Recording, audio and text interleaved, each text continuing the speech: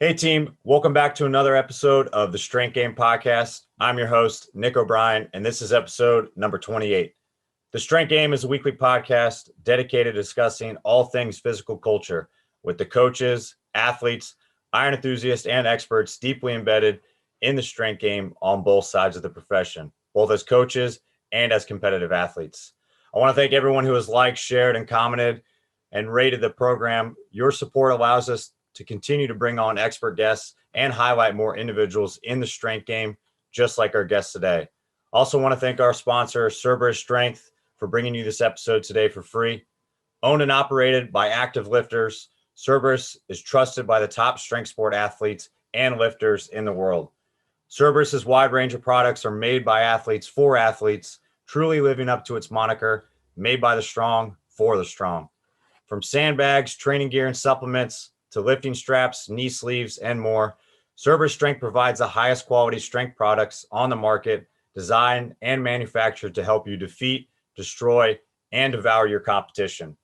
If you're in the market for the highest quality strength conditioning gear and equipment, be sure to use promo code STRENGTH_GAME at checkout to receive 10% off your next order at cerberusstrength.com. And in this week's episode, I'm joined by a friend of mine, Coach Tony Bixler.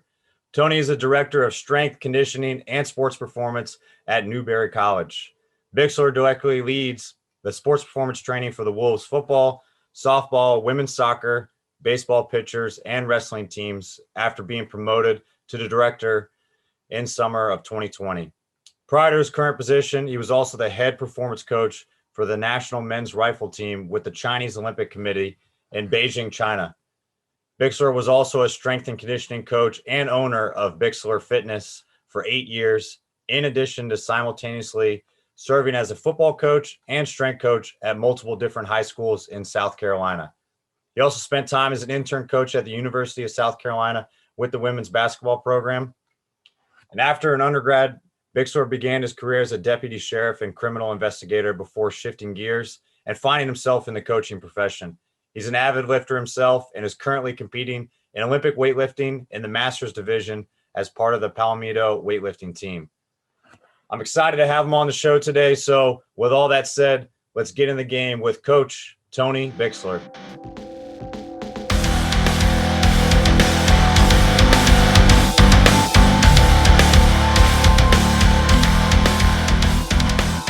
What's going on, everybody? I'm excited today. I am joined by a friend of mine way out east, Tony Bixler. How's it going, man? Thanks for joining the show. I'm doing great, man. I appreciate having me on here, Nick. Doing real well today. Yeah. How's life out west for you? Hey, luckily it's spring break this week, so I'm taking full advantage of it with most of the teams on the road. But it's starting to slowly get back to some normalcy, which is what I hope for. Maybe not at the pace some other people around the country are doing, but I guess either California's in first or it's in dead last. And right now we're in dead last. Yeah, we got all of our teams in season right now too. It's a unprecedented situation because all the fall sports got canceled. So literally 22 teams even dance and cheer. They're having their competition. So I mean, it's everybody's been in season. So it's in terms of demand for the weight room, most teams, almost everybody's just twice a week right now. But we're, as a staff supportive, we're attending a lot of the games. Obviously, speed agility work we do with people in season. So it's been a crazy year in general. A little bit of a break from the previous semester where everybody was in the off season. So I mean, there were some days I was here 15 hours. So it's a little bit improved this semester. So yeah, I'll take it. Yeah, it's been a wild year for sure. Hey, but I want to get into all that stuff. But first, I want to get an intro to how you really got into the strength game, like yourself competing and training. Because I know now you're getting ready, you're gearing up for Masters USAW Nationals and everything. So how'd you kind of get started lifting, training in the strength game? Like what sports did you play growing up to kind of get you to this place? Gotcha. Well, I joke, and I think I told you before, I thought I was big time when I was 9 years old and got a pair of 11-pound dumbbells for my birthday. So, that was obviously just, hey, Dad, what can I do? But when I started actually with an organized strength and conditioning program, would have been when I was 14 years of age going into high school, my freshman year to play football at Dutch Fork High School. So growing up, I played football, basketball, track and field. I did martial arts. Was always very active. And then transitioning to college, I walked on at Carolina for a year to play football quarterback at University of South Carolina. I was very fortunate in my early professional career. I was a deputy sheriff for Richland County Sheriff's Department, and Sheriff Leon Lott allowed me to play arena football while I was a deputy. So I got to play some arena football as a quarterback in a couple of different leagues, play some semi-pro football as a quarterback, and just stayed real active. And as I did that, I got more and more interested in strength training and so forth, and came across some purists, so to speak, when it came to Olympic weightlifting, and started training with those guys. We had done the cleans in high school and stuff, but honestly, I had no clue what I was doing from a pure technique standpoint. So in 2014, I started really getting to Olympic lifting and just fell in love with it. So I've been training very consistently since 2014 in the clean, jerk, and snatch, and just trying to find time to compete is the big thing. But over the summers, we get a little bit of a reprieve from our crazy schedule. So I'd like to get in a couple of competitions over the summer. That's awesome. Yeah, finding time to compete, especially with our schedule and COVID this year, is found to be a lot more difficult. But that's awesome to kind of hear your trajectory, how everything's gone. I can't believe you were a quarterback. I was a lot skinnier once upon a time, man. So I was a late bloomer. I got an arm now. I wasn't very fat. My coaches would tell you I was slow, but I could sling the hell out of football. So I made up for it. Yeah. Well, I mean, you got to bulk up a little bit too to be a quarterback in the arena league. Those guys are coming at you full speed a little bit quicker. There's not much place to run anymore. No, it's not. Fortunately, arena football played to my strengths because it was pretty much catch and throw. I mean, the receivers get a running start. And I mean, they play, if you're familiar with coverages, cover 2 or cover 3 pretty much the whole time. So, and it's almost like a loose man cover 3 where there's bailing on you. So, the advantage is definitely to the receiver, because if you're running full speed with full head of steam and you slam the brakes for a curl route, I got the ball out of my hands 2 yards before he's breaking, because I know where he's going to stop. And I mean, he's turning around and bam, it's there. So it definitely had the advantage to the offense in the arena football league. So that's for sure. Yeah, it's a fun sport to watch. I wish it would pick up a little bit more. I mean, some of my players, when I had football at some previous schools, I mean, I've heard some horror stories of arena football leagues trying to pop up and guys not getting paid, or the promoter forgetting, like the promoter is also the head coach, which is also the owner, forgot to book the venue. Oh, absolutely. No, that's what I tell people that ask me when I played, I was like, listen, guys, the talent you're playing against is legit. So like, I played against several guys that were cut from NFL raw, but the problem was, like, we played the Colonial Life Arena, which is the University of South Carolina's basketball arena, in 2007.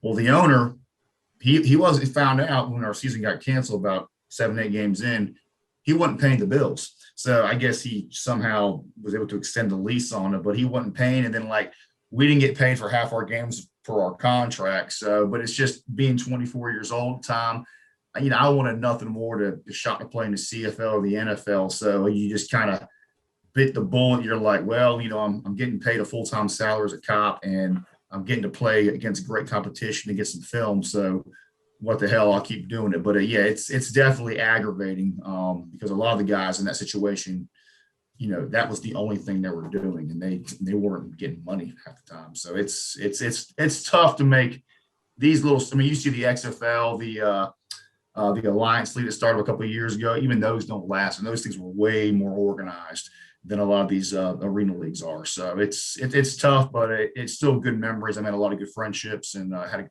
a lot of fun. Right. Yeah, that's cool to hear. And I mean, only being able to do one of those, I think that would put a lot of stress on someone. Obviously, there are some people that want to hold on to that dream of getting to the NFL or CFL or playing overseas or something with the hopes of getting to the big time. But at least you were in a good position where you were able to kind of work that out with your police duty, like your criminal investigation duties and everything. I know you kind of shifted gears with that. Your undergrad was all criminal justice based and all criminology. I know you originally got into that. What kind of shifted gears? I know you were playing at the same time, but what kind of made you want to shift over completely and started getting into coaching? Well, I think, I did very much enjoy being a cop. And then, so when I got in, my plan for myself was, work the road as a deputy. And then I got promoted to a specialized unit called the Community Action Team, where we had more normal hours. We would still, you could work 8 to 4:30 one day, or 12 to 9 p.m. or 6 p.m. to 2 a.m. But based on what we need to get done as a team, real proactive policing. But I found myself, even when I was doing that, always, I would always miss, if I couldn't go to football practice one day, or, I couldn't, watch a certain playoff game or something. It was just always in the back of my mind, and then when I got to criminal investigative work in October of 2007, it just, that job, it's very satisfying from a mental stimulus. It's very mentally stimulating. You're very engaged in your cases, but it becomes very exhausting. And so the way they reward you for doing good work is they give you more cases, and then more cases and more cases. And so as you're being assigned more cases, you haven't solved the previous 30 cases you were given. So you're getting 40 cases a month on average in financial fraud or burglary. And then when you're on call, you're assisting with major crimes like homicides or armed robberies of businesses, stuff like that. So I personally just felt like I was always behind the 8 ball, and I had a hard time shutting my brain off. I couldn't leave work at work. So I end up, after a few years doing that, I told the sheriff I need to take a break. So I took a little break. And then I got coaching at a local high school just as a volunteer. I was like, hey, I just need to do something, And so I got coaching. I actually came back and worked part-time in investigations, but it freed me up to coach. And I fell in love with coaching. It wasn't right away, but it definitely hit a nerve in me that was like, wait a second, now I'm putting young men in jail a lot of times for felonies, whether it's burglary, armed robbery, or whatnot. And now I have an opportunity to be on the front end and be a mentor, be a role model, and then also just share my passion for football, share my passion for strength and conditioning. I was, in the weight room with those guys all summer, even though I didn't know what I was doing, just, hey, this is what I do. So, but, it got the ball rolling. No, that was one of the big questions I had, and you really touched on it there.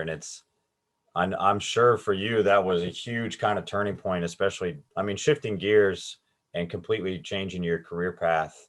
Obviously you were involved in football at the same time, but to kind of go, like, we know what strength conditioning at a collegiate level is. You have to have a degree in some sort. You have to have certifications. There's a lot of stuff you have to do. You can't really just kind of hop into it right away.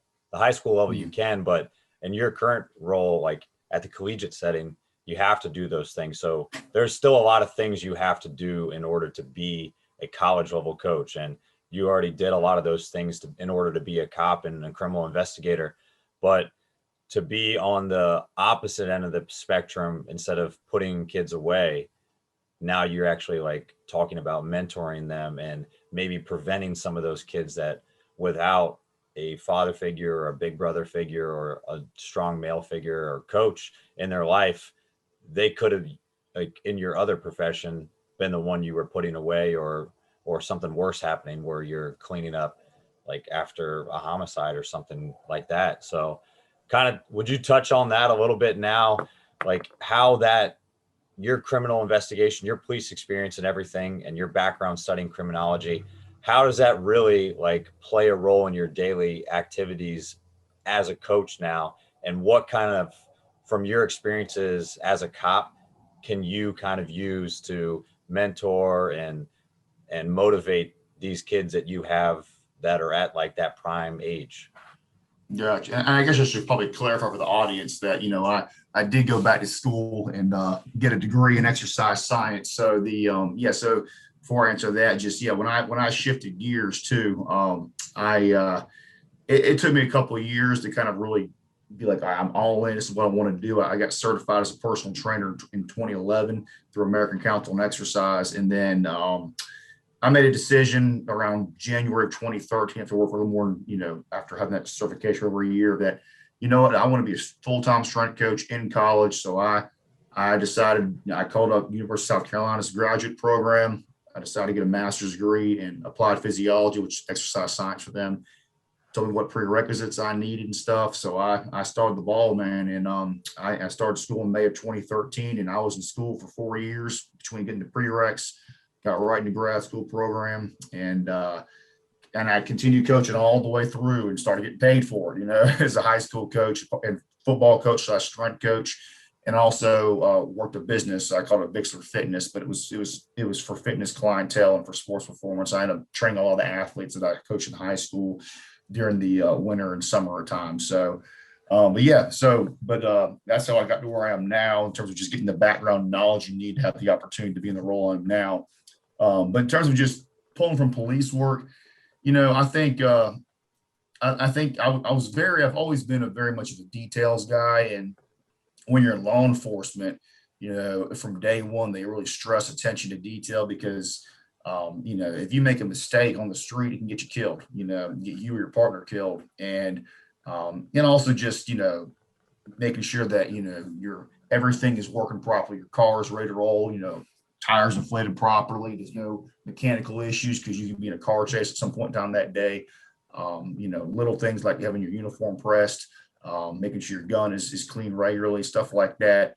That kind of mentality, kind of carried it over into how I coach, because you can ask any of my players, I must say attention to detail 50 times a day. So, and we know, coach, attention to detail, but I'm like, guys, I'm not just saying it for the hell of it. It matters because, I tell them a lot, like, just because you work hard doesn't mean you're working well. If I want you guys just to work hard and that's all it took to be a good athlete, you wouldn't need me as a coach. I can go pull an 8-year-old out of the local elementary school to yell at you and make you do jumping jacks and push-ups and run 2 miles, and you would work hard.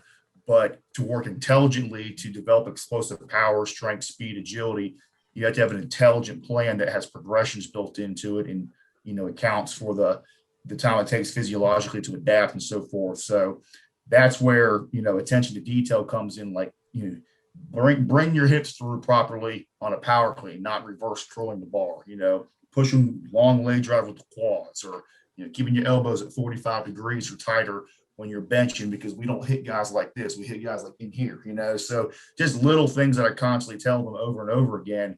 And I've definitely seen some great buy-in. We've had awesome improvement in strength across the board. And a big part of that probably is just because a lot of these kids couldn't train for 6 months with COVID. But I just to circle back around, just the attention to detail from a law enforcement standpoint is something that really ingrained into me that carries over to my coaching. But then also just I very much value what I do now. I value, when I was a police officer, I was very fortunate to have that career, but like I said, it towards the end there, it really began to weigh on me. It began to affect my physical and mental health, just the hours I was working, the stress of the job, just some of the things that I had to see and deal with on a regular basis.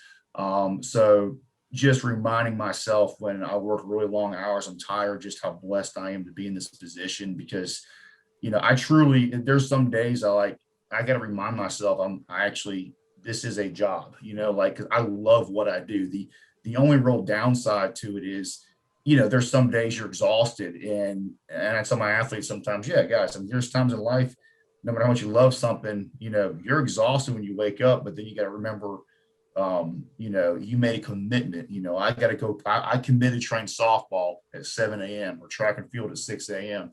You get your butt out of bed and you go.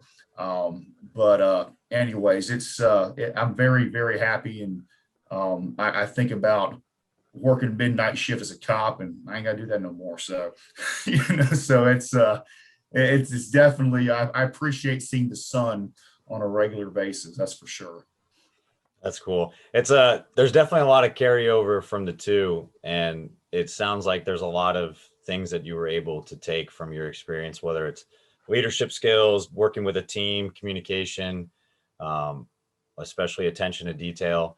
If you've seen it, I'm sure a lot of times, like from those groups that come in and do the military type style of training, where it's a lot of teamwork. It's like some of the SEAL fit stuff and everything. I'm not trying to call any of them out, but like since you have your background in the police setting and now you as a coach, like do you think some people just kind of get overzealous with those things? Because I know a lot of times you can say attention to detail and like make sure everything's like squared away, and then you'll get a player that'll say, well, coach, she's not going to die next to me, like it doesn't really matter that much. Like is there a line like with how like disciplined that you want your players to be, or how tough, like driven, like this is the line in the sand I'm drawing, or like where do you kind of draw the line and understand that, hey, they're 18-year-old kids playing a sport and they got a lot of stuff going on? Like how do you kind of differentiate between the two without like almost coddling them? No, that's a fantastic question. And I think sometimes, you get that macho persona from strength coaches, and something that we battle that gives our industry a bad name sometimes. And if you do almost, give some players some rope, you'll hear pushback from other certain coaches. Don't coddle them. You're being too easy. And here's the way I look at it, Nick. All right. So the attention to detail, doing things the right way. I would train anybody that way. If I'm going to teach you how to do a power clean from the floor, okay, I'm going to teach you how to set up properly, get that barbell about an inch from your shins, drop your butt down, pull your chest up, keep your back flat, eyes straight ahead, and then, smooth up the floor. And then once you get back to the knees, we're going to accelerate, drop the hips, bam, we're going to punch our elbows. That doesn't matter if you are a 5-year-old learning with a PVC pipe or an Olympic elite world-class weightlifter, because you want to learn. If you're going to do something, you may as well do it right.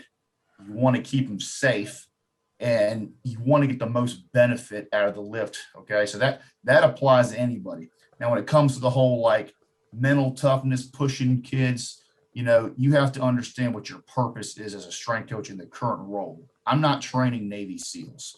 I'm training 18 to 22-year-old kids. Okay. So there's a lot of stuff we did. So when I was a police officer, a cadet, I went through a program called the police corps here on the Citadel. Okay. It was a federal program that basically the Clinton crime bill sponsored, where if you did 4 years, they paid off all your college loans. And you got 1,800 hours of training. It was awesome. Great benefit out of it. But the Marine Corps came in and they handled our PT twice a day. And our final test was doing the crucible down at Paris Island with the Marines basically trying to kill us, smoking our asses the whole time. It was a little modified, but the whole purpose of that was, when you're exhausted, you might in the street, you might get in a fight with somebody when you were completely exhausted. You're wearing 25 pounds of gear. You have to be able to function when your life is on the line. You might die. Hopefully in the sport of football, you never get to that point. In volleyball, basketball, baseball, it's competitive. You're pushing yourself, but the final goal is to win a game, to win a championship. When you're training military, you're training for war. You're training for a life-threatening situation as a cop potentially. So you have to put the body under stresses that you would not put under an athlete under, because like, for example, I had to get OC sprayed as a cop in the face and then fight for a minute. Okay. As part of my training. And that hurts like hell. You can say, well, we should make our kids tough and do something analogous, I guess. Obviously, we know it's a spray an athlete, but you have to understand what the purpose is. So, I think you have to balance the maturity level. It's an 18, 19, 20-year-old kid. They're ultimately a student athlete. They're there to get their education first. But at the same time, you still want to push them because they have made a commitment to their team. And just the balance of being a student and an athlete is going to give them, structure in terms of how to organize their time. It's going to help them just from the life lessons they learn from being on a team. So yeah, I do absolutely push them hard, but there is a line that I draw, if that makes sense. If I was assigned as a tactical strength coach for the Navy SEALs or at one of these bases, you see these jobs posted on the internet, I would love to do it at some point. the goal, the outcome would be different, so we would implement some different types of training strategies that would go beyond attention to detail. Does that make sense? That makes sense. Yeah. No, it makes complete sense. I mean, my dad's in the Marine Corps, so he went through the full crucible. So I know you got your ass handed to you for a little bit. No, and my younger brother Josh was a Marine. He's in the Army National Guard now. So when I was 22, I was like, there ain't no way I can quit this because Joshua did more, and I can't let him beat me. So he already beat me to begin with. I can't let him really beat me. So, it's the same way. My brother served 5 years too. So now when I look at him, like he deserves his rest, because I'll be lifting, he'll be like, I'm gonna take a break. I was like, I remember what you went through. So we're good. Oh, it's no joke, man. No, I have the utmost respect for the United States Marine Corps. It's no joke. Hey, but I think you said it perfectly, and I couldn't agree with you more. It's about knowing the goal. Like, what's the purpose of what we're doing? Like, you got to know the context of who the people you're talking to. And I think that was a great point you talked about, especially with their maturity level and understanding, like, there's a point of pushing them. But if we're pushing them just for the point of trying to, quote unquote, make them tough and like spraying them in the face with pepper spray, like, what is that really preparing them for? And are we really just punishing them, like, for the sake of them going through something tough? Or is there actually a purpose behind what we're doing so that they can be better because of what we're doing? So that's a great point, and it's a kind of cool segue. Interrupt you to add one thing. Yeah, go for it. This is something that some coaches talk about. Like, you hear, how you hear sport coaches say, well, hey, we want to condition really hard because I need to make them mentally tough. Well, this is where sometimes maybe I'm in the minority camp, but I've told some coaches straight up, like, coach, there's nothing you're going to do that's going to make that kid mentally tough. Mental toughness is a choice.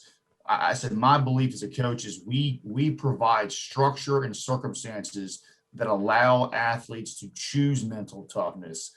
But at the end of the day, they can shut down and quit, because they're not under contract, like they are if they're, in the Marine Corps. You know what I'm saying? So it's, you create an environment where they can choose mental toughness, but at the same time, you've got to understand there are limitations, and it's it all comes back to knowing your purpose. If you're training volleyball players or baseball players, it's not, we're not getting bullet shot at us here. So you got to have some common sense.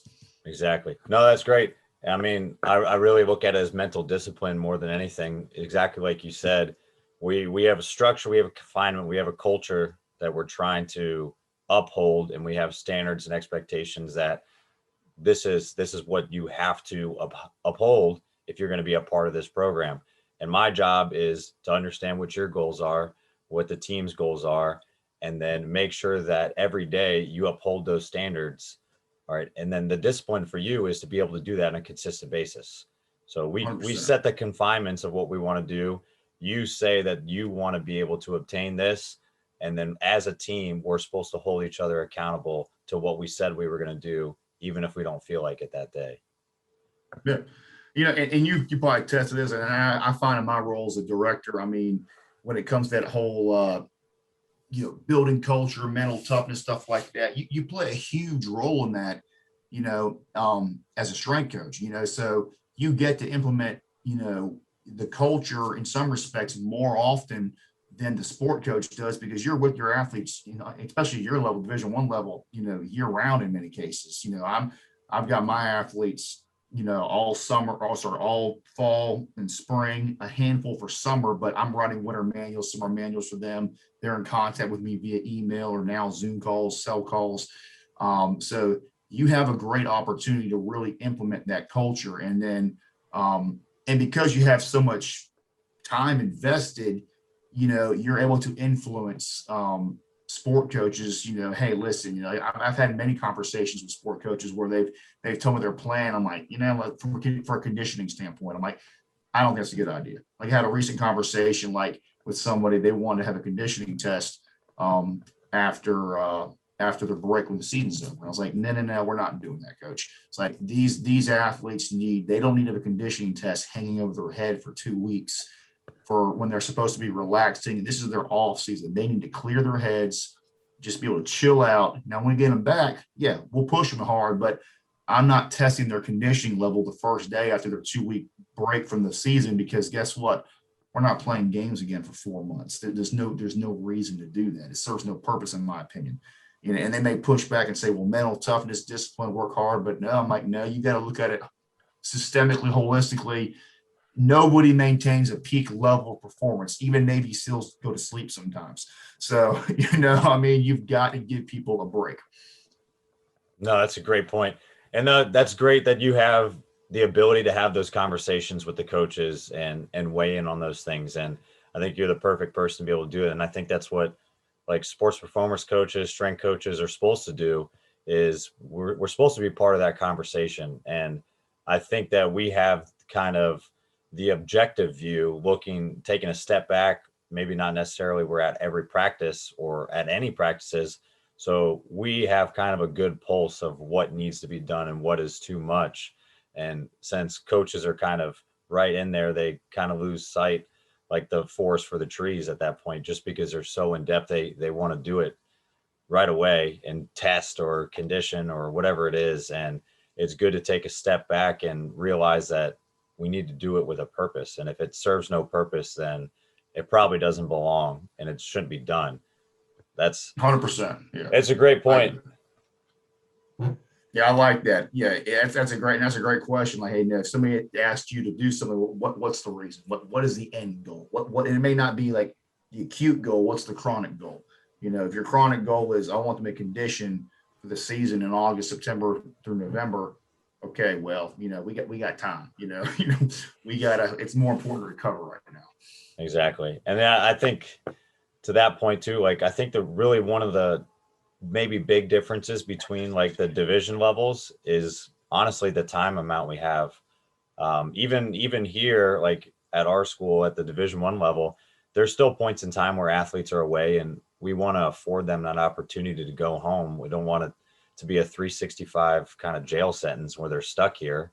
Like they should have some freedom themselves. But I think that's the difference between like D2, D3, D1 is kind of the drawn line across the board. If you're going to be at this level, like we're going to fund for you to be here this long.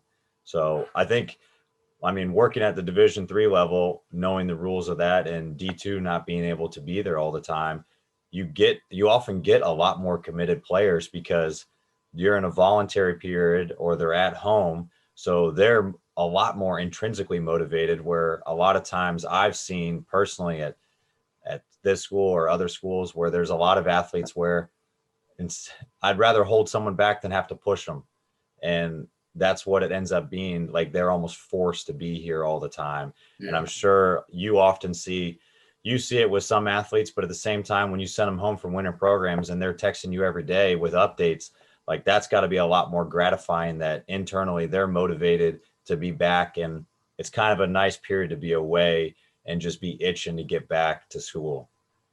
Yeah, and that goes back to it's not just a physical break. I think it's the mental break is the bigger thing, because you don't want your kids to get sick of playing football, sick of playing baseball, playing soccer, whatever. There's that element of you just need to shut down and be a 19-year-old college kid. You just got to live your life sometimes. And if you give them that break and just don't bother them, I think it's, some players probably need longer than that, but at least that 2-week break, you don't touch them. It allows them to just kind of get their feet back under them mentally, take a break. Hey, some of these student athletes, okay, my grades are not ideal right now. Let's catch up on the academic area a little bit. So it's crucially important. And then of course, over the summertime, you lose, there's only a handful of kids that get to stay here. I know we're trying to keep, like our travel squad guys for football, at least for like all of July, going at least for the first 5-6 weeks before we start fall camp,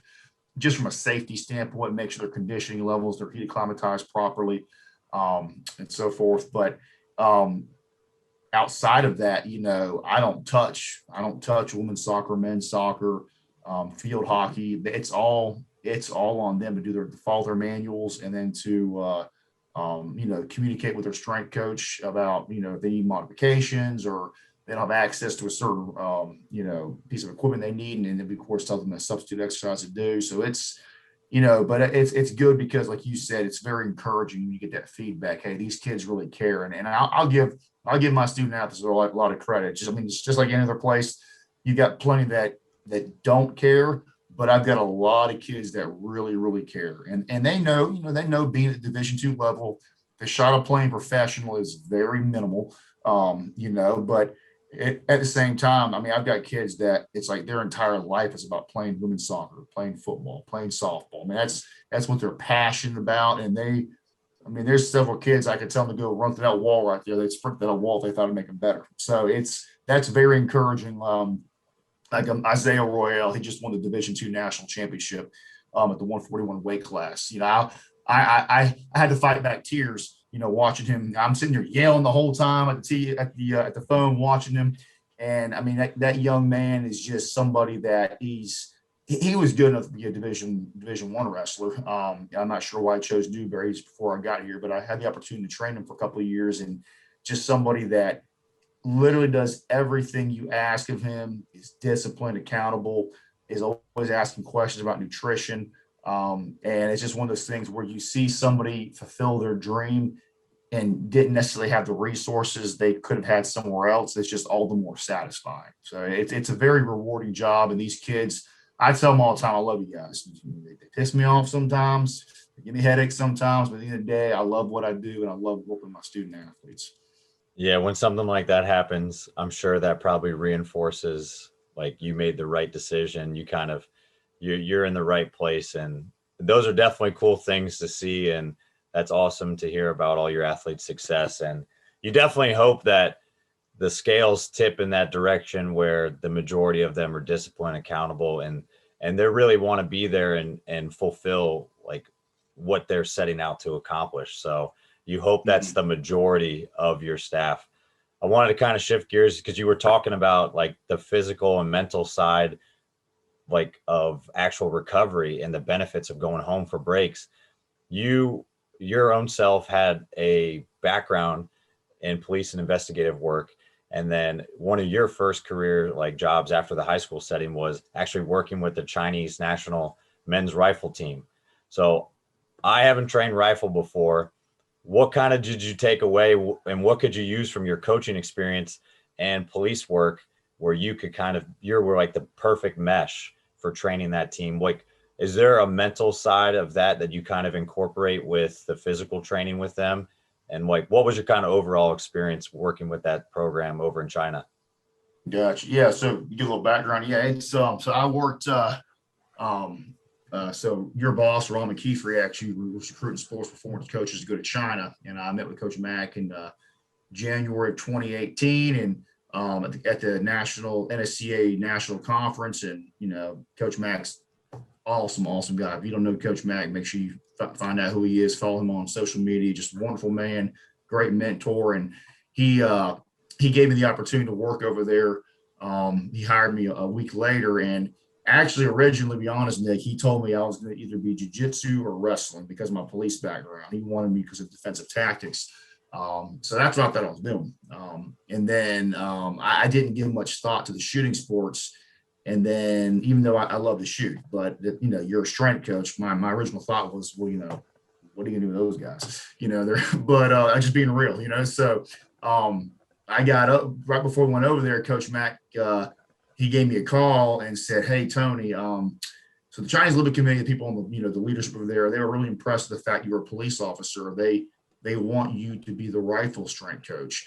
And I was like, okay, I'm not teaching him how to shoot, coach. He's like, yeah, just do what do I do? He's like, just make them better athletes. And the same thing Rudy Thomas told me, just make them better athletes. So as I got there and started observing what they did, the amount of respect I had for these guys began to really grow. So if you're not familiar with it, so for the men's rifle, they have a 10 meter or a 50 meter. The 50 meters, 3 positions: standing, kneeling, in line. And they're shooting for a target about, I think it's 8 millimeters wide, from 50 meters away.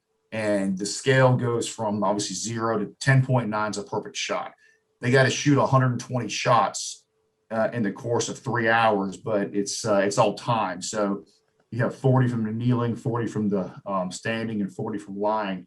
And fatigue becomes, not just physical fatigue, but mental fatigue really becomes a factor. So these international competitions, they're going against as many as 100 different athletes from, 50, 60 different countries.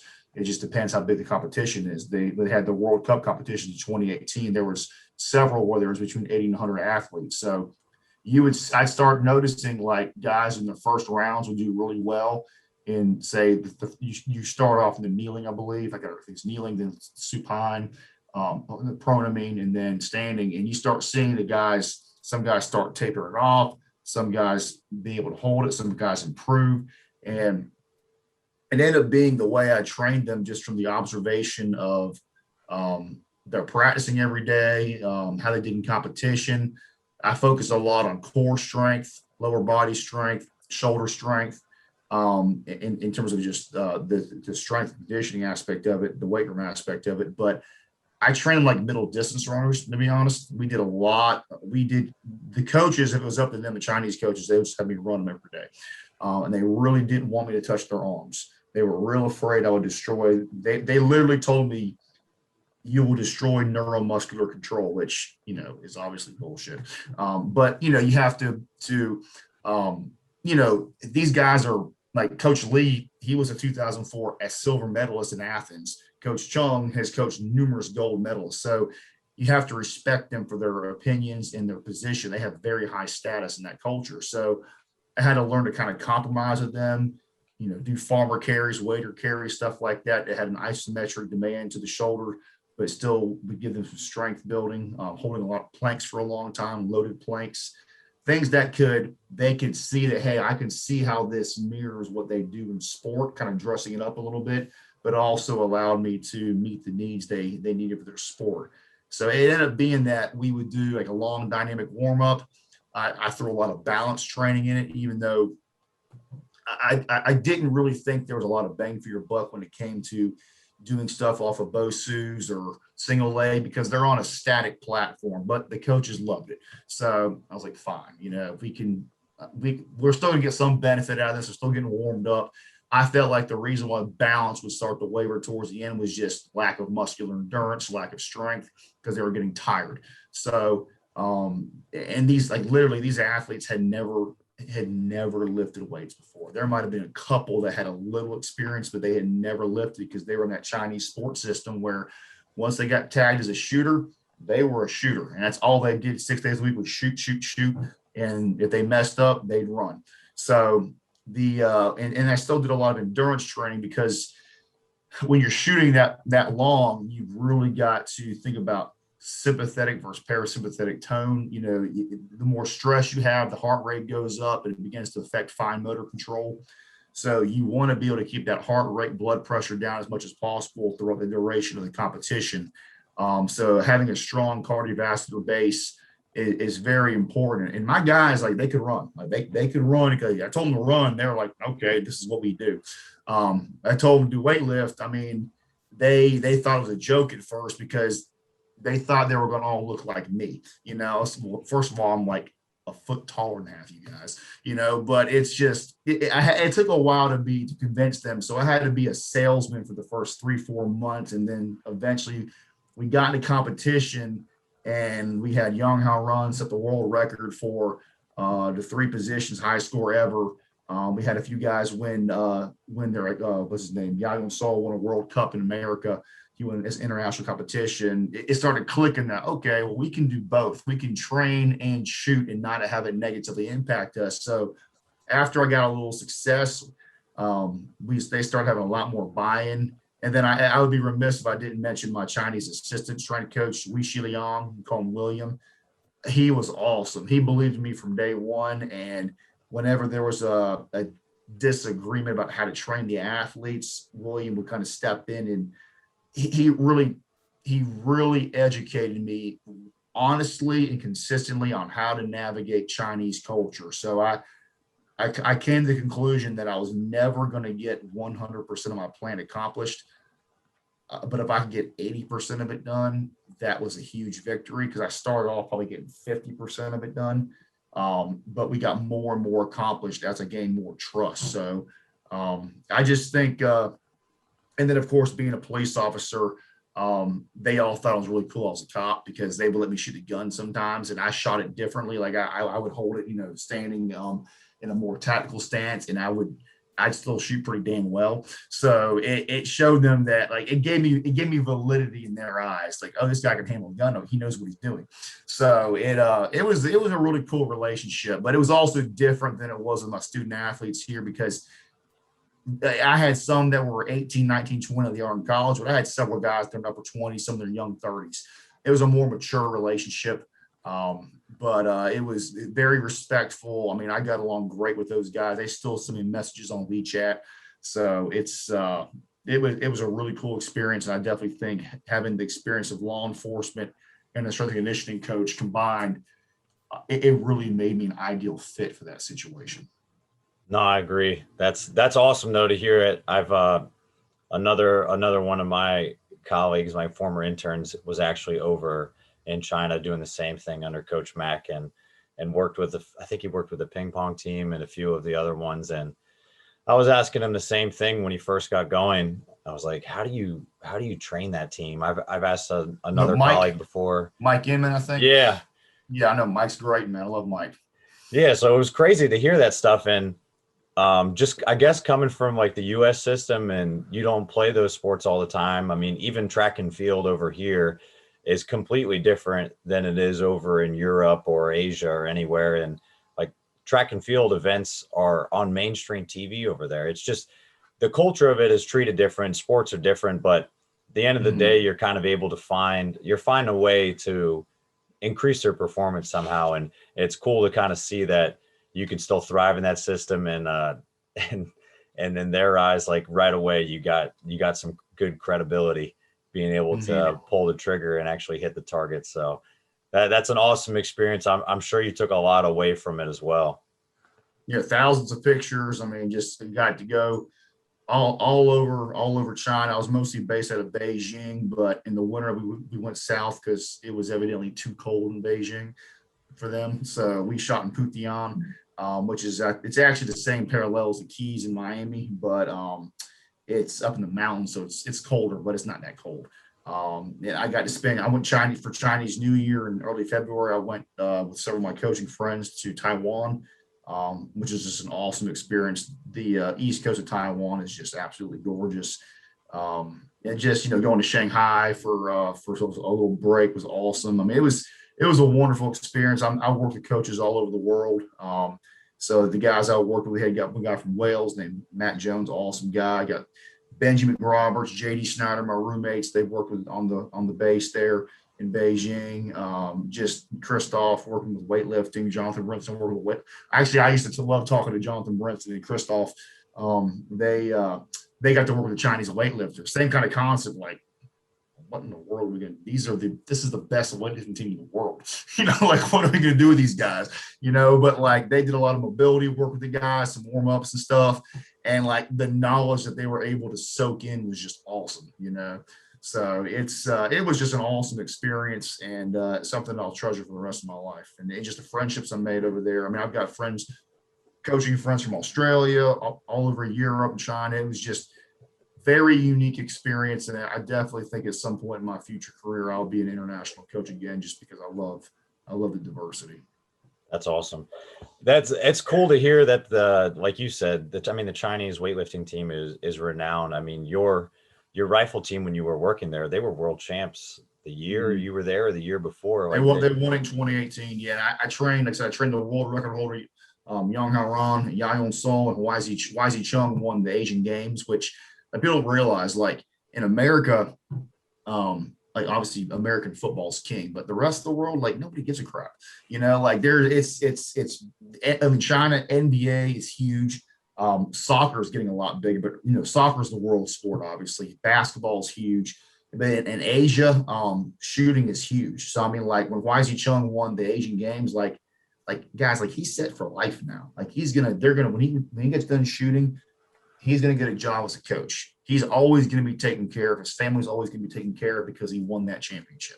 He brought honor to the country of China. So it's it's just the culture is very different over there. And I mean, like the ping pong guys, the guys used to joke around me like they were driving Ferraris. Like these guys are multi-million-dollar athletes. I know people think China's a communist country evidently, but it's not.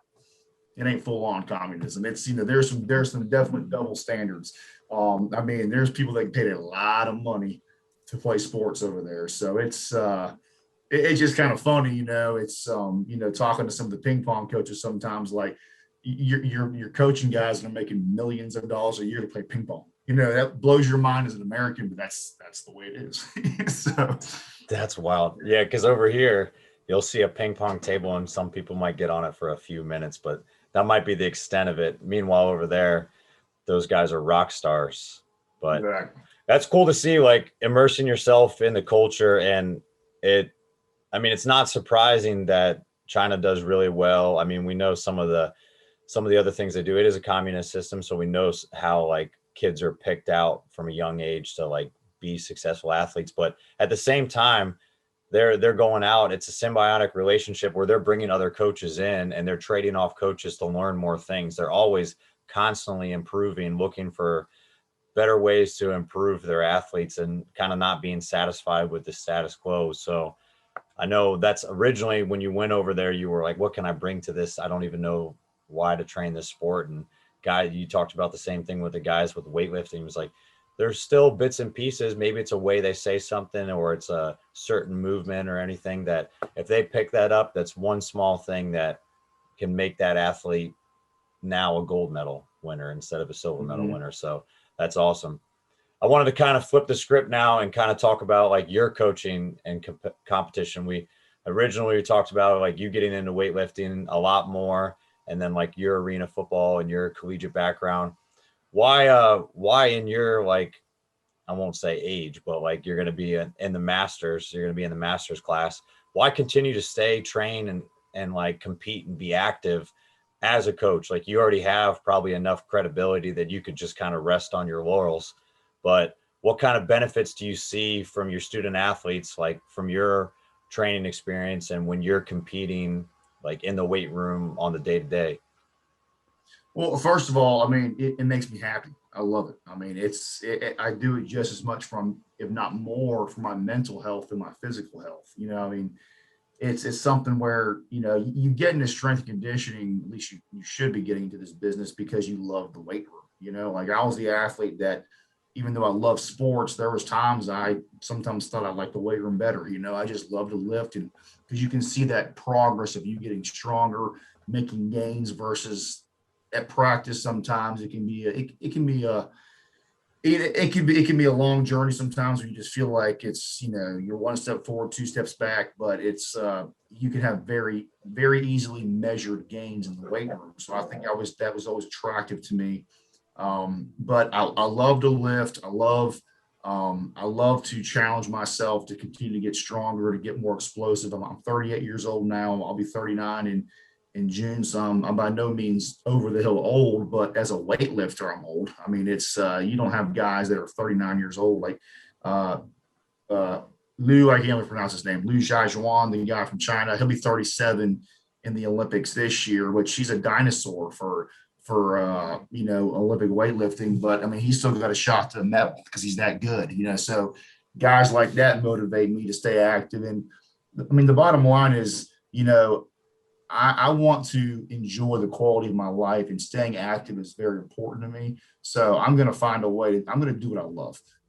That's the way I look at it. And just from a credibility standpoint, like one thing I like to do is, you'll see if you follow me on social media, like I love to promote my student athletes videos and so forth. They love it, but I'll put my videos up there too on my story. And I can't tell you how many times I get comments, direct messages from my student athletes, just, that's awesome, coach, great lift or bicep flex or whatever. And because, I think I want to show my passion for what I do to my student athletes. And I think it also gives me more credibility because they see that, hey, well, then Coach Bixler can power clean pretty damn good, so he knows what he's talking about versus I didn't just read an instruction manual and throw it at him. So, it shows the kids that I know what I'm talking about, that I love what I do.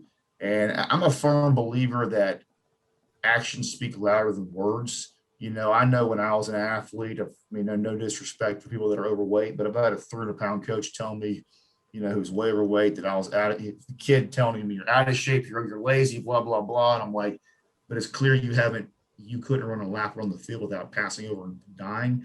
It's kind of a hollow statement, so, and I'm not saying strength coaches have to be, Donnie Thompson and, be elite power lifters or whatever, but you need to have some form of presence about you, some form of physicality that demonstrates, at least that you can demonstrate proper technique in the weight room, and that you're leading by example. I think it's very important. I mean, kids aren't dumb.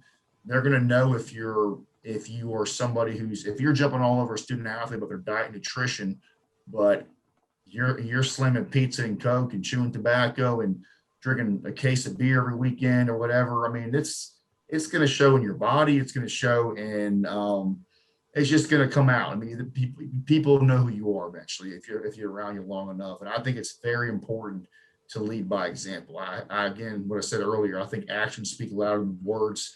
And I think foremost, I should lead by my example. So that's a huge reason as well. No, that's a great point. I mean, I couldn't agree more. I mean, you can't trust the skinny chef, right? That's right. Yeah. I like that. That's good. That's a good call. Hey, so no, it's a great point. I mean, at the end of the day, we're not going to be able to match what our athletes are doing, especially if you're going to be in this profession for a long time. I mean, a lot of coaches, we know that Coach Mackey said it before, there's not a lot of coaches that retire in this profession. But if we want to start to be the generation that does get to that point and hopefully things get better, there's going to be a very big difference from what I'm able to demo and how I coach when I'm 60, if I'm still in the profession coaching like that. So when I get to that point, I'll get to that point. But right now I have the ability to kind of match that stuff. But I also know that I don't play Division I football. I'm not a Division I baseball player. So I can't look exactly like them, but I know I can put my own work in. And I mean, you're competing in a sport that you're using those movements to train them, not for them to compete in that same sport. So there, again, like we talked about with the mental discipline and everything, there's context and there's a purpose behind what we're doing. But if you're going to be a mentor and guide these young men and women, then you can't just kind of say empty, hollow words. It has to come from a place of either experience or knowledge. And it looks a lot better, obviously, when you look the part, they see you in action training, or they see you kind of following the same nutrition habits that you're preaching to them. Otherwise, they're really not going to take what you say. Like, they're going to take it pretty lightly because to them, it doesn't matter. You're dictating them what to do rather than kind of being along on the journey because it's important to you. It should be important to them. 100%. Yeah. And I think, I sometimes I'm hesitant to be overly vocal about that because I do think sometimes people get their feelings hurt and you feel like you have to tiptoe around some guys' egos, but don't misunderstand what I'm saying. I'm not saying you have to be what you said, a Division I linebacker. Like, I'm 39. I'm not going to be able to do what one of my athletes, Keegan, can do, who's an absolute stud, but I can lead by example and teach him great technique. So it's just one of those things where, just do whatever your ability is. When you're 60 years old, it might be that you get on the elliptical every day and you do some ab work and some basic arm work or whatever. Just if that's the best you can do, that's the best you can do.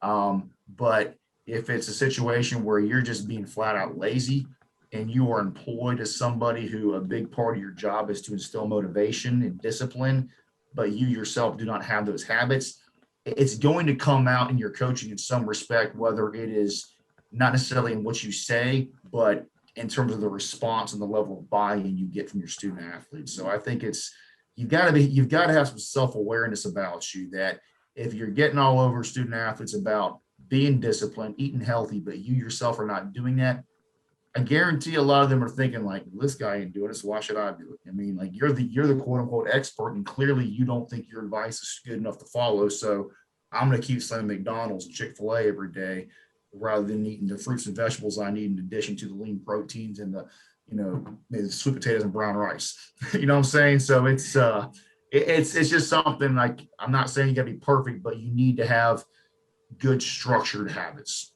Right. I mean, that's it right there. If you're not heeding your own advice, like we're not robots, and like you said, we don't have to be the top level athlete in our respective sport in order to have a voice and an opinion. But if whatever you're able to do, like do it consistently and show that your actions speak a lot louder than just the empty words you're trying to say. And I think your athletes will be bought in. And I did see one of your players. I saw Keegan the other day, like crushing some pull.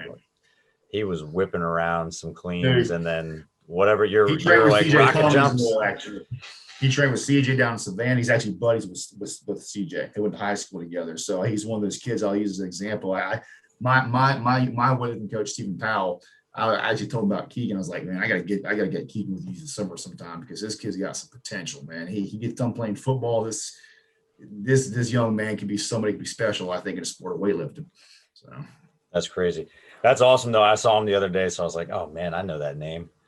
Hey, but competing, do you see like yourself? There's a difference between like actually training or just lifting or whatever it is as a coach, and like I really try to kind of harp that point, especially with my college athletes. Like there's a difference between working out, lifting, and training. And you yourself, you're training for something because you have a goal in mind and you're going to compete. Do you kind of see that there is a little bit more buy-in or maybe just like some familiarity because you have a goal set in mind and you're getting ready to like put it all on the line for a competition and your athletes are doing the same thing? Or is it pretty much the same as long as you're kind of sticking to a regimented plan?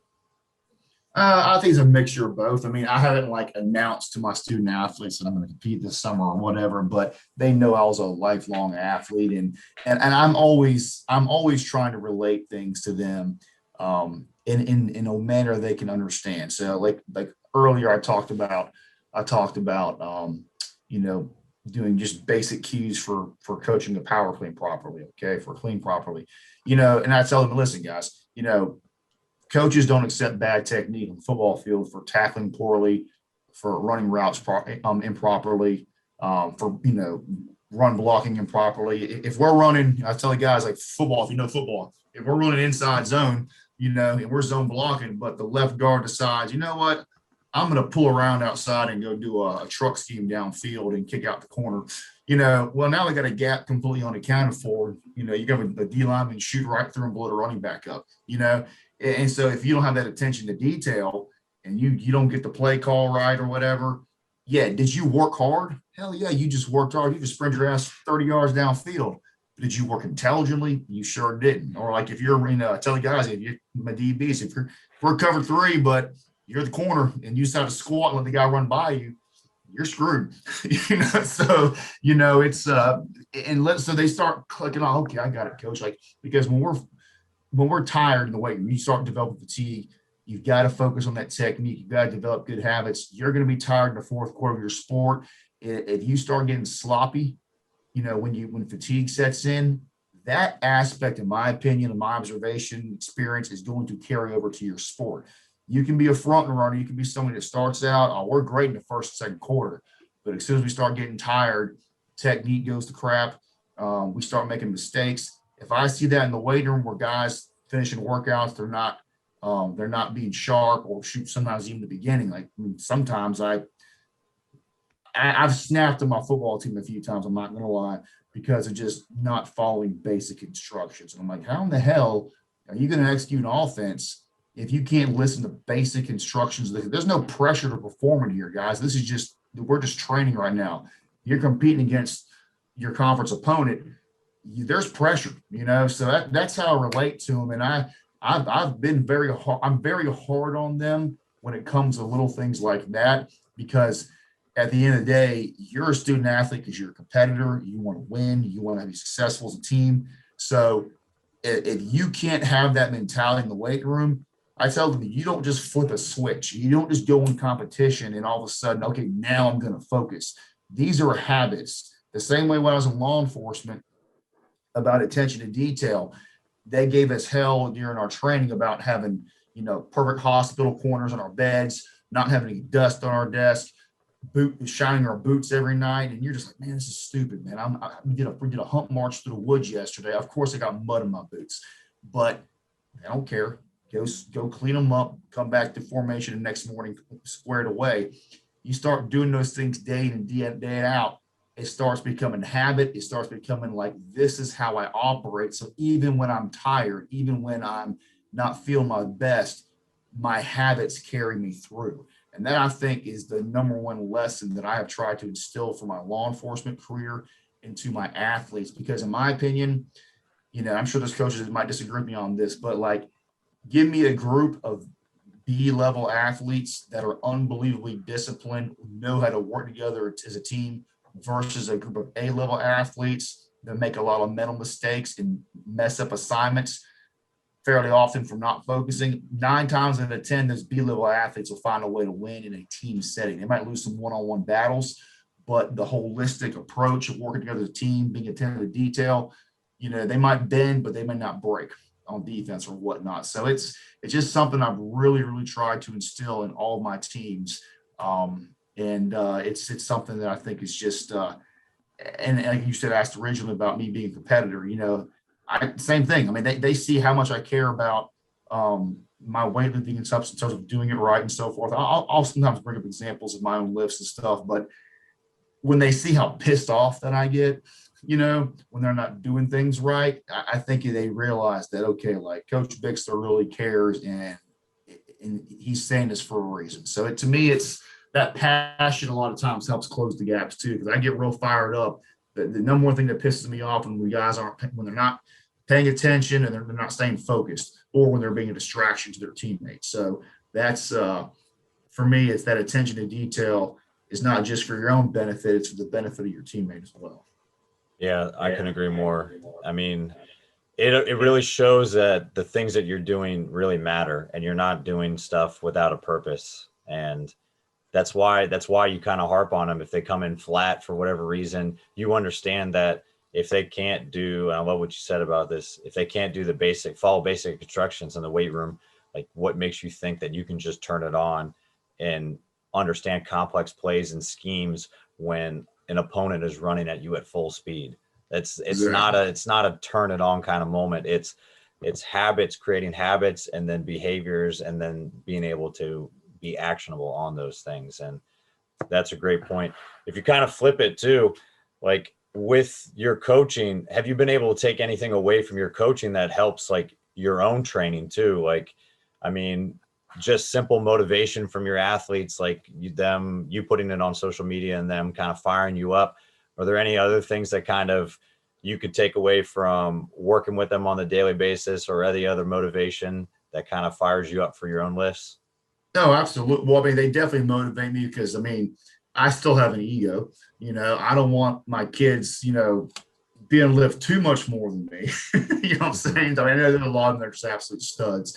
I got a couple of guys that can squat over 600 pounds, and I'm not touching that anytime. Never in my life will I touch that, but they definitely motivate me to stay active, stay engaged, because it helps me. Like there's times, for example, like on Fridays, I got a few guys that they just like to lift the day before a game. Something light.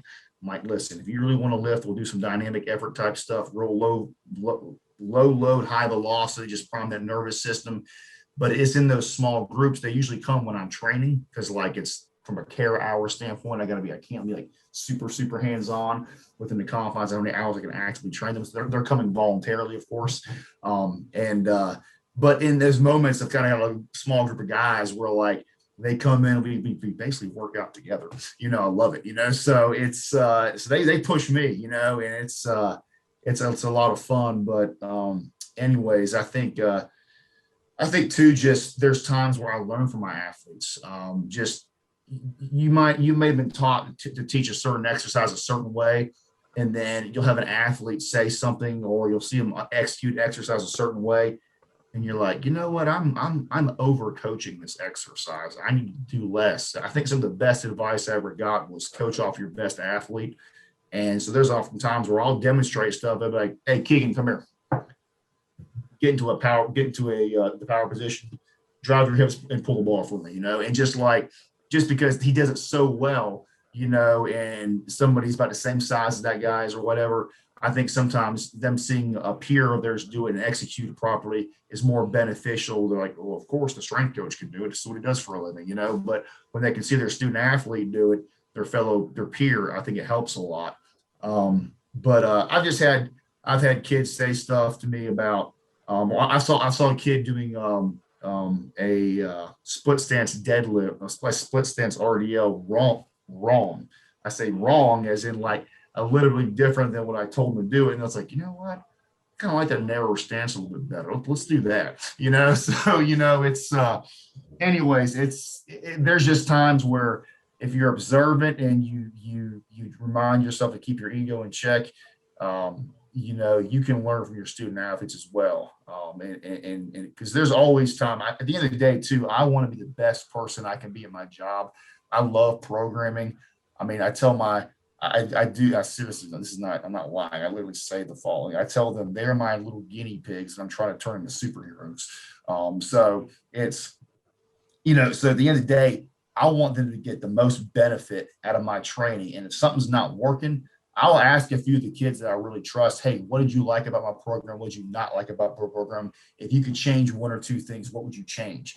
And I may or may not agree, but it gives me good feedback. And my programming has definitely evolved, even at Newberry over the past 2 years, just from feeling like I had to do things a certain way to realizing that, there's a lot of different ways you can cut an apple up, so to speak, so it's, I've gotten a lot better just because of learning from them and being willing to ask them questions too. So it's been, student athletes very much motivating. That's for sure. I like that. That's definitely great advice too, because if you think about it, how many athletes you see, you're only one coach. There's only so much time in the day that you can actually observe new things, and they're probably doing the same thing. They want to be the best version of themselves. They want to be the best athlete they can. And I mean, social media and everything, or their friends at different schools and stuff are doing different things. So maybe they'll do something on their own time where you could steal something from them, or like you said, the coaching cues. But I love what you said about using like your best athlete. Like now you don't have to be the demo and the person talking and the coach. Mm-hmm. And it kind of bridges the gap between you and them, where now you're already have an athlete performing it, and like using your upperclassmen or one of your best athletes that can perform it real well. Now everybody on the team, like they're ego driven too. They want to do it just like that kid did, rather than, all right, well, the coach is just showing us all the things he can do. Because there's some things that I do, like on Saturdays when I do my strongman training or I'm throwing, and I'm never going to ask my athletes to do a lot of those movements. So like if I demo something and it's something we've never done before, now they feel like, oh, we got to learn something else, but he can already do it. It's nice when you can use someone else that's already on the team to do it. So that's a great point, learning from them. And I think there's definitely a ton we can learn from them. Every athlete coming in has got something new they can bring to the table, or just refining our own coaching cues or techniques for our program. And that's one great part about being a Division II school too, is, when you're a Division I school, obviously if you're at the Power 5 level, you're the assistant for football, you're the director for football. Like I'm the director for 22 sports here, and I've got a staff of 4 people.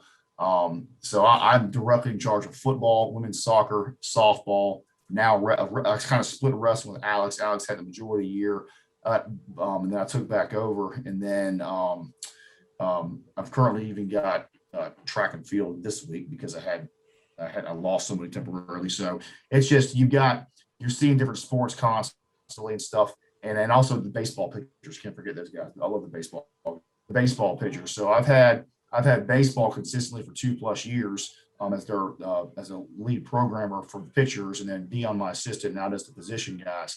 But just seeing the variety of sports, like at the end of the day, athletes are athletes. They only get stronger, more flexible, more explosive.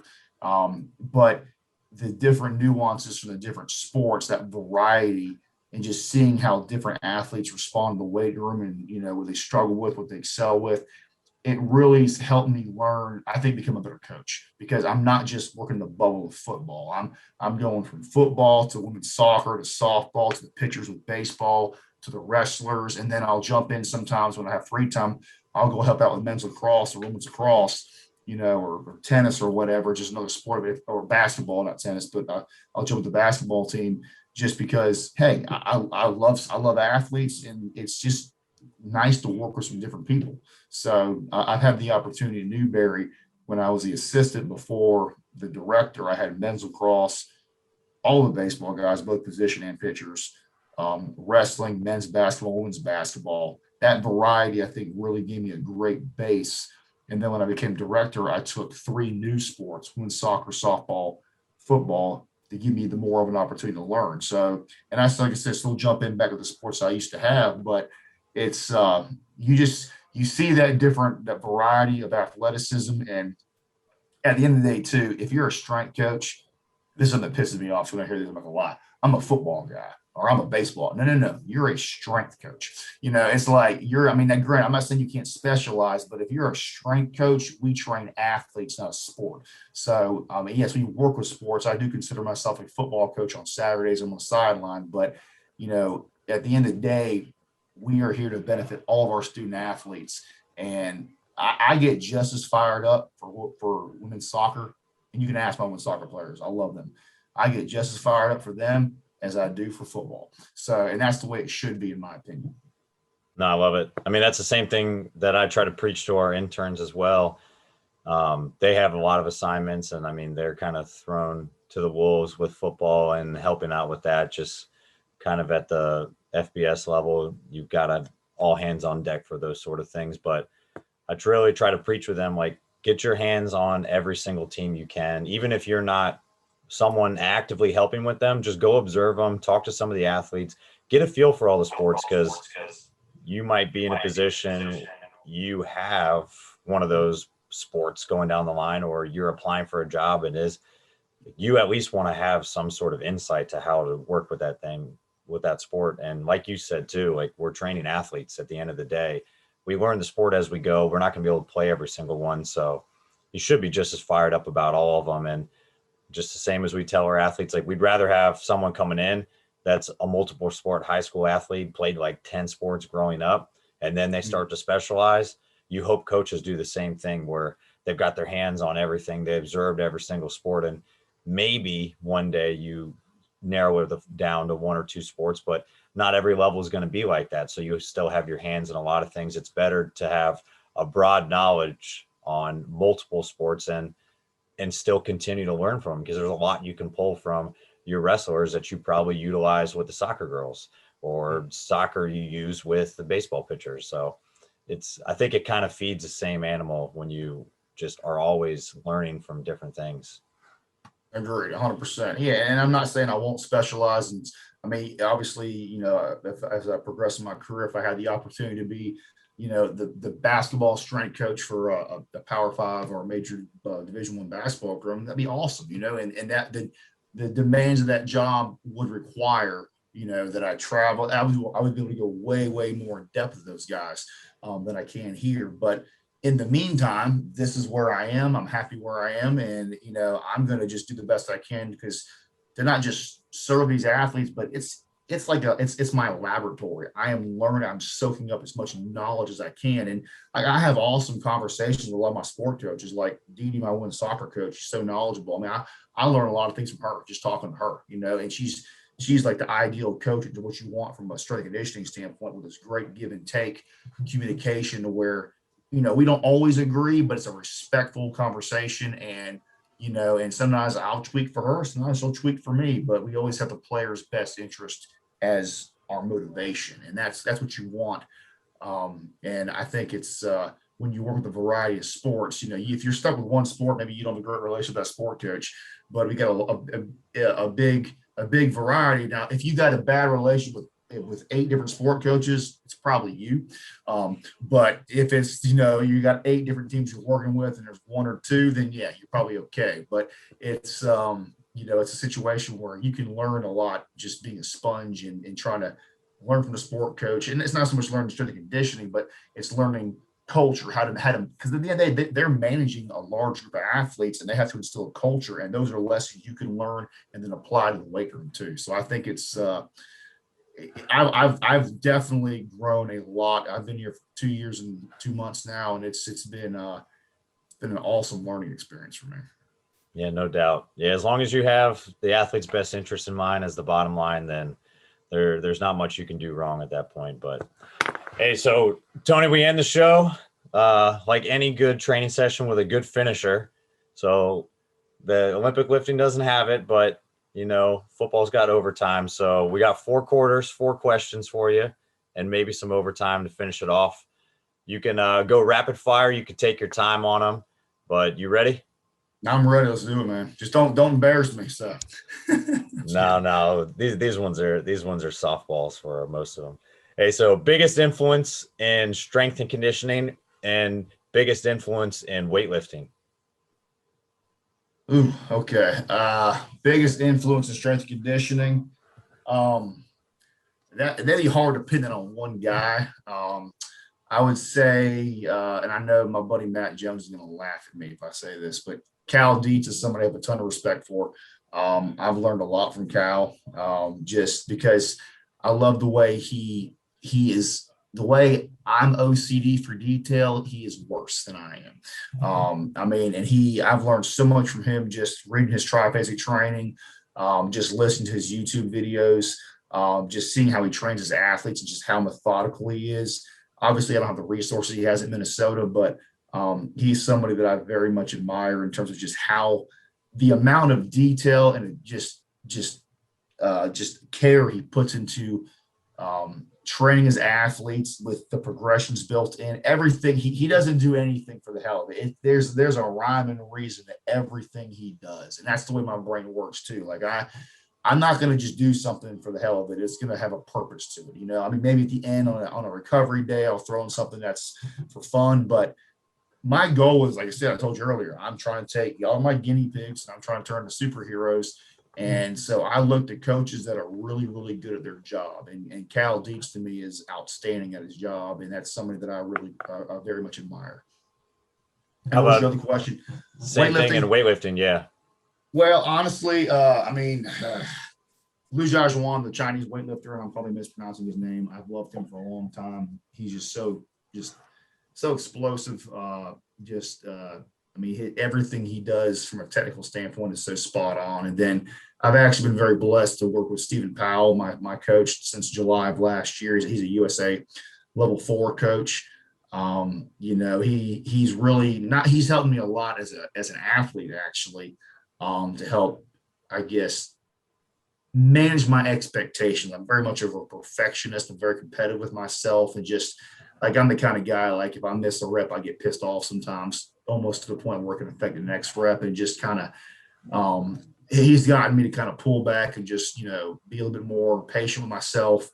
But also just being very knowledgeable. A lot of the ways I coach my athletes now, and this year with just the weightlifting derivatives, whether it's pulling from a different height, it's been more influenced by Steven since the past year. And my buddy Shane Miller at Athletes Arena in Irmo, I actually worked with Shane Miller before I worked with Steven. Shane is the one that really built my base of knowledge in the sport of weightlifting. So I'd be remiss if I didn't give a shout to Shane Miller. So I'd say Shane Miller, Stephen Powell in weightlifting, and Liu Jiaxuan, the athlete. And then, of course, like I said, Cal Dietz and strength and conditioning. There you go. Yeah, I think he's good enough that I just call him Lou now. Everybody knows. Yeah, most people know who Lou. I mean, if you know, you know. Exactly. I just call him the GOAT. There you go. Hey, so what can you be found doing when you're not coaching or competing? What are some of your hobbies outside of the weight room? Okay, well, I'm honestly one of those guys that doesn't have a lot of hobbies other than, I'm just kidding. Like I love what I do, so it overly consumes me. But I love to hike. So I'll go hiking with the wife when I can. We'll go up to the Appalachian Mountains and do that, which is not too far from Columbia. I love to shoot. I still love shooting guns, and I'm honestly I'm a damn good shot with a pistol. So I love shooting. I shoot whenever I get a chance. I love walking my dog. I love going out to eat, just spending time with friends. I'm very much of a social person, so it's good for me to just be able to take off the coaching hat and just go out and do something that's not related to coaching. So whether it's spending time with my wife, going on a walk with my dog, like I said, going out for food and drinks. I mean, it's and also, like, honestly, travel. Like, I don't get to do enough of that. That was probably the best part of being in China is I love to see new places. I love just basically immersing myself into a new culture. So that's why I was saying earlier, I definitely see myself being an international coach again in the future, because I mean, when I was in China, like, every day for a while was like the best day of my life, because I was just learning so much and just being pushed in a good way, because it's like, you're like, oh crap, like, nobody speaks English, like, I gotta make sure I plan here, so it's I really enjoyed that challenge and just seeing new things, and just you learn so much from different cultures. So I love to travel. I jump on every opportunity I can to travel. Right on. Hey, so you have had two kind of full careers in your past, but if you weren't coaching and not going back to the academy unless you wanted to for police work, what do you think you would be doing? And if you could choose another sport and it wasn't weightlifting, what would that be? Okay, so if I wasn't a cop or a strength coach, what would I be? Yeah. The first thing that came to mind was a firefighter, to be honest. I kind of wanted to do that too. This is going to sound bad, but and also if I could do it again, probably I would have joined the Marine Corps, but something about, like, there's a chance I could get killed. It just makes it fun to me. So I don't know what it is, but I just thought it was pretty badass to walk into a fire with an axe and, put out a fire. So I wanted to be a volunteer firefighter. I just didn't have time between playing football and training and being a cop. But if I was not, I'd probably be a firefighter. Right on. What about if it wasn't weightlifting, what do you think your sport would have been? I like powerlifting. I'm not willing to do some of the things that is necessary to get at a high level in that sport, so to speak. But shooting, probably. I like to shoot. I've thought about calling the sheriff before and asking me to get in the pistol team. So I like shooting a lot. I would probably say that I played flag football when I was younger. When I was playing some of my pro football in the arena, I was just football. I mean, literally, I was doing either flag football, arena football. I was always with my buddies, but I don't exactly move as well as I did when I was 22, 23. So I still move okay, but I think shooting. So that would be my answer. All right. Hey, so you're gearing up for USAW Nationals. All right. Setting up your ideal training day. What's your go-to training music or PR song? And what's your post-training meal look like? Okay. I love Kill Switch Engage. I've got something heavy. So, or Rage Against the Machine. I like we're screaming and loud guitar. So that to me is that gets me hyped up. So I'd probably firstly be Kill Switch. Post training meal. I mean, generally, as soon as I get done, I mean, and most days I'll knock out a protein shake and a piece of fruit, something like that, just to get something in my system. But generally, like when I'm here at Newberry, within 30 minutes to an hour after I've showered and stuff, when I get a chance to get lunch, a few chicken breasts, some green beans, salad, fruit, maybe a sweet potato, some brown rice, something like that. So I go for a lean protein, a complex carbohydrate. Now, if they had filet mignon steak available, I would take it too. I mean, if I had a lean cut of steak, I would be all over that. I would definitely take that over the chicken. But they don't have that obviously here. So, but generally I remember last year there was a guy that worked at the grill. He started giving me a real hard time. Like, man, you are killing me, son. He's like, you're eating like 8 chicken breasts a day, and all your football players are eating chicken breasts now because you're telling them to do it. He's like, ever since you started working here, I've got 3 times the amount of work I used to have. I'm like, that's all. And I responded to him like, that's awesome. Well, in his mind, it was not awesome, but I was like, that means they're listening. So, That's a great indicator. Hey, and if you're listening to that music, I'll join you on lifts too. That's the way to great, go. man. Kill switch gets me jacked up. You know, I mean, I'll put in some Slipknot, something like that. But even some Linkin Park, some of the heavier stuff. But I have on my Spotify, I have my list hardcore, and it's just straight scream music. And it's great for keeping me motivated and lifting. So there you go, loud and fast. Hey, so last one I got for you for overtime. Most valuable piece of advice you've received, and if you want to share, from who? Okay, there's gonna be a lot of people, but I'm sure there's something Coach McKeefer said because he's influenced me so strongly. I think earlier I mentioned about just coaching, like coach off your best athlete. Steve Scruggs, or he goes by Keith, but Keith Scruggs, he was one of my instructors at USC. He's the strength coach for the men's soccer team, and women's beach volleyball at University of South Carolina. He's one of the smartest guys I know. Awesome guy. But he would say, he would say 2 things a lot, like coach off your best athlete, and he'd always say, consider your ROIs, your risk of injury versus your return on investment. And like, no matter how you're programming, always weigh those 2 things. And there's got to be the return on investment. It should never be 50-50. There should be a distinctive balance in the stuff, or imbalance in the scales rather. That's something I definitely think about a lot when I'm programming. Like, is it worth it? Are these athletes ready for this? But I think, I don't know. I can't think of any kind of like epic statement somebody's given me that would be like on a YouTube video or something like that. But I would just say, just the people that have encouraged me to be myself, that there's not just one way to coach. I think a lot of times in our profession, it's getting better, but you see the stereotypical, raw football strength coach who's smashing his head against a football player's helmet, throwing things across. Like, that's never been me. I was a quarterback. I had to be able to play with my head, and be calm. And I get very energetic at times when I need to. I'm a very intense personality, but at the same time, I'm also very methodical in how I do things. So I think some people would just say, well, I've had some coaches say, well, you got to be yelling all the time. I'm like, that's bullshit. No, you don't, so I just say, be who you are. I think sometimes, I can't remember who said it, but basically be who you are before people find out you're a poser. If you got to be who you are, because you can't sustain the act long-term. And if you're not being true to yourself, not just as a strength coach, but in any profession, you're going to burn yourself out. Or you're going to create some enemies when people realize that you're not really, that you're full of shit. So it's very important to be true to yourself. And then,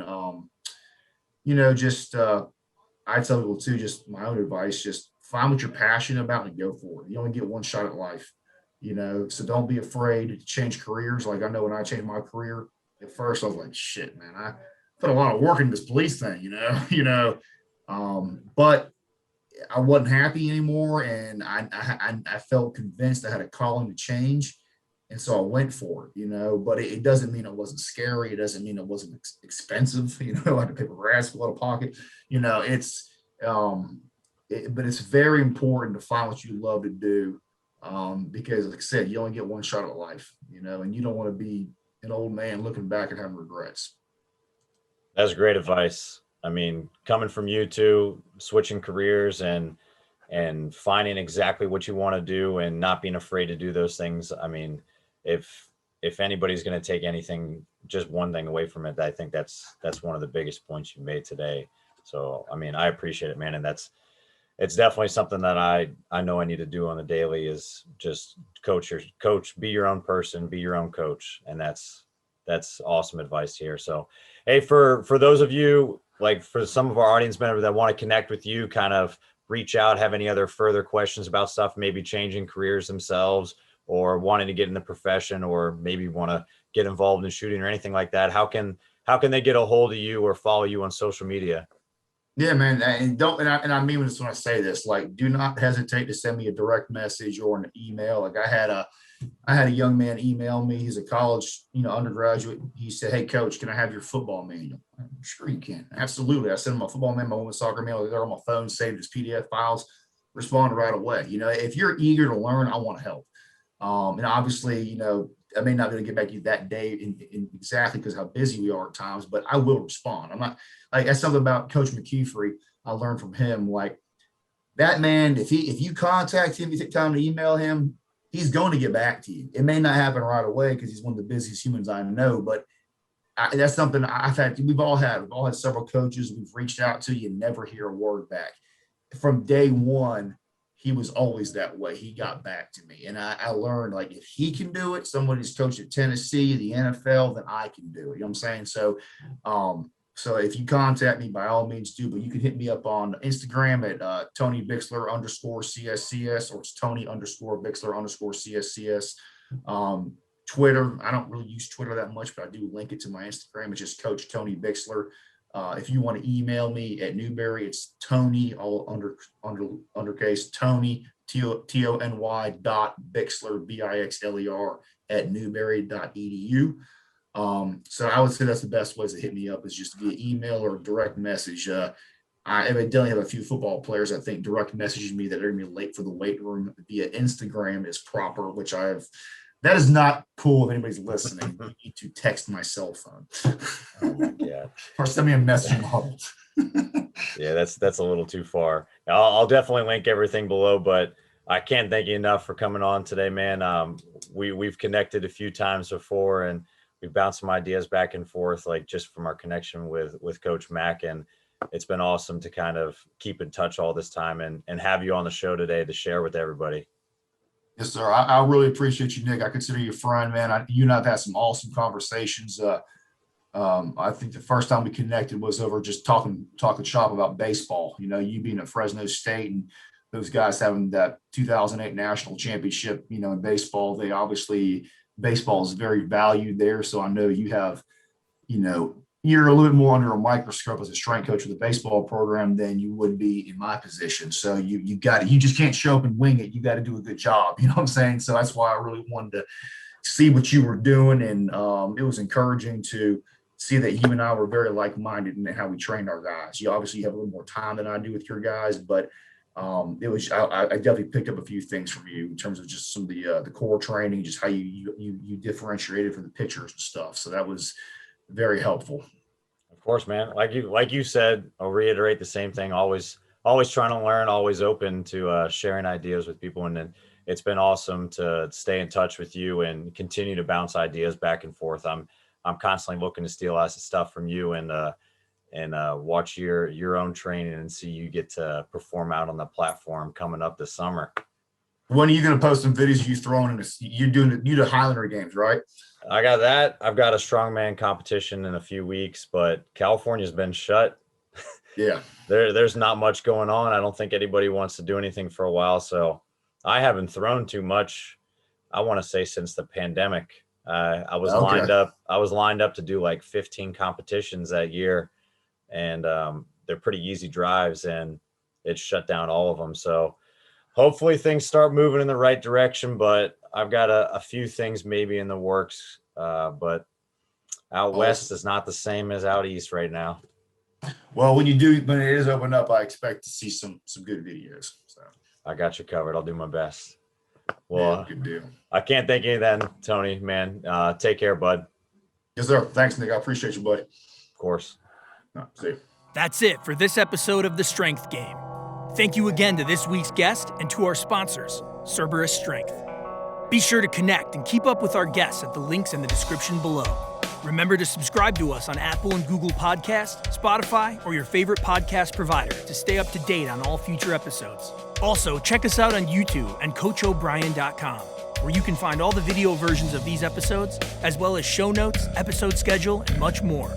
Comments, ratings, and reviews are always welcome and appreciated. Thanks again for tuning in, and be sure to join us next week for another great episode of The Strength Game.